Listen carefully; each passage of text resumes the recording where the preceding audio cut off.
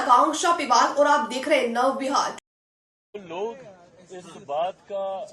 हो हल्ला मचाते हैं कि बिहार को विशेष राज्य का दर्जा नहीं मिला, विशेष राज्य का दर्जा नहीं मिला। ये वही विपक्ष के लोग हैं जिनके पास ये जानकारी का अभाव है कि इन्हीं की सरकार में, यूपीए की सरकार में मनमोहन सिंह जी के दौरान ही नीति आयोग में इस तरीके के प्रावधान किए गए थे जिसके बाद किसी भी राज्य को विशेष राज्य का दर्जा मिलना लगभग नामुमकिन के करीब हो गया था। बहरहाल हम लोग की मांग रही थी कि जब तक विशेष राज्य के दर्जे का दर्जा हम लोग को नहीं मिलता, स्पेशल पैकेजेस हम लोग को दिए जाएं। मैं धन्यवाद करूंगा मेरे प्रधानमंत्री आदरणीय नरेंद्र मोदी जी का, मैं धन्यवाद करूंगा हमारी वित्त मंत्री आदरणीय निर्मला सीतारमण जी का कि उन्होंने बिहार को जिस तरीके से स्पेशल पैकेजेस देकर, और मेरे लिए बिहारी होने के नाते खुशी की बात है और मेरी पार्टी लोक जनशक्ति पार्टी रामविलास ने हमेशा बिहार फर्स्ट बिहारी फर्स्ट के विजन के साथ आगे बढ़ने का काम किया है। इस बजट में बिहार फर्स्ट बिहारी फर्स्ट को भी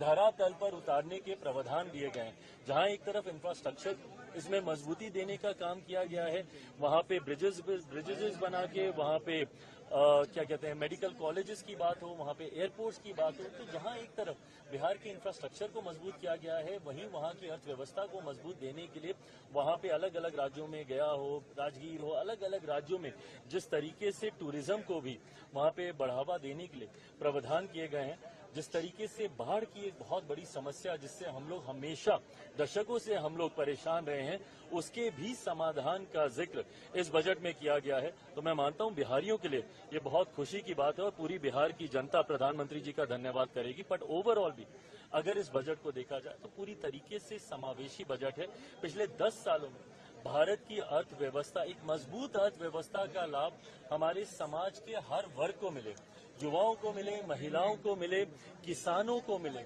मध्य वर्ग के लोगों को मिले, इस बात का ध्यान भी इस बजट में रखा गया है। मैं मानता हूं कि एक बजट, ऐसा बजट जो युवाओं से जुड़ी सबसे बड़ी समस्या बेरोजगारी का भी जिक्र करता है। एमएसएमई सेक्टर को जिस तरीके से मजबूती देने की बात की गई है, इसमें एमएसएमई सेक्टर एक रीढ़ की हड्डी है हमारे देश की अर्थव्यवस्था को लेकर। तो मैं मानता हूं कि विकसित भारत के निर्माण में ये एक मजबूत नींव की तरह इस बजट को देखा जा सकता है। आप कह रहे हैं समावेशी बजट है, सारे सांसद जो निकले विपक्ष के वो तो कह रहे हैं आंध्र बिहार का बजट है, ये सरकार बचाने वाला बजट है। इन लोगों को अगर अपने राज्य में अगर गरीब नहीं दिखते, अपने राज्य में अगर इनको किसान नहीं दिखते, अपने राज्य में इनको मध्य वर्ग के लोग नहीं दिखते, अपने राज्य में इनको महिलाएं नहीं दिखती या युवा नहीं दिखते, तो मैं इनकी सोच के ऊपर कोई टिप्पणी नहीं करूंगा। जब इन हर इस वर्ग का जिक्र किया गया तो इस वर्ग से आने वाले हर व्यक्ति, भले वो किसी भी राज्य में रहता हो, उसकी सुविधा का जिक्र किया गया। जब आम आदमी की आमदनी को बढ़ाने का